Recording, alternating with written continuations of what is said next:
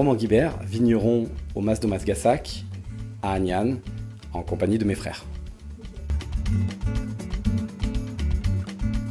Le premier millésime, 1978, donc des vignes plantées dans les début des années 70. Mas de Domagassac vient donc le Mas étant la maison d'habitation, la Bastide dans le sud de la France.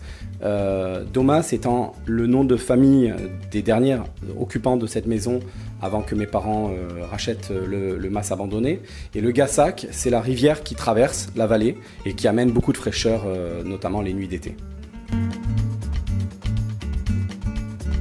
L'histoire de la création du domaine est assez extraordinaire parce que dans les débuts des années 70, au hasard donc de la découverte de ce vieux mas, mes parents ont révélé finalement un terroir qui a été décrit très rapidement comme très proche de ce qu'on retrouve en Côte d'Or, en Bourgogne. Donc un terroir singulier sur lequel, dans ces années-là, n'existait pas encore l'appellation d'origine contrôlée Terrasse du Larzac ou Coteaux du Languedoc, sur lequel on a donc planté un cépage qui s'est révélé par la suite ne pas être autorisé dans l'appellation Coteaux du Languedoc. Et ce cépage est le Cabernet Sauvignon principalement, qui est un cépage non cloné et qui finalement exprime parfaitement bien le terroir de la vallée du Gassac, mais surtout avec beaucoup de fraîcheur et un potentiel de garde absolument incroyable.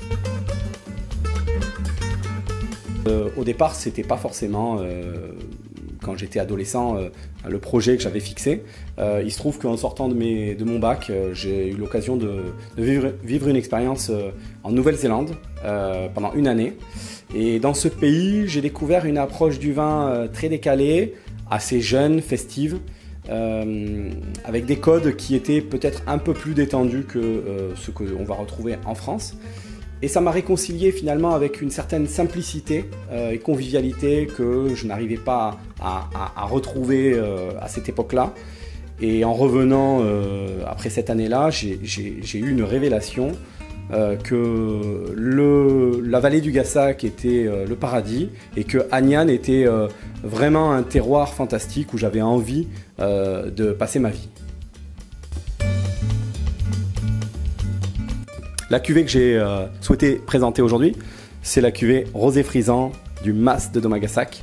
Donc c'est un vin complètement original, puisque l'inspiration première vient des Frizzante Spumante italiens. Donc c'est une méthode en cuve close, issue principalement d'un cépage, le Cabernet Sauvignon. Donc c'est une saignée de Cabernet Sauvignon, qu'ensuite on va vinifier à moitié cuve ouverte comme un vin tranquille. Et la fin de fermentation se fera en cuve close. Cuve close, c'est-à-dire qu'on va emprisonner tout le gaz de fermentation, ce qui va donner un côté légèrement perlant, sur des notes de fruits rouges légèrement acidulés. Je vous recommande ce vin-là tout le temps.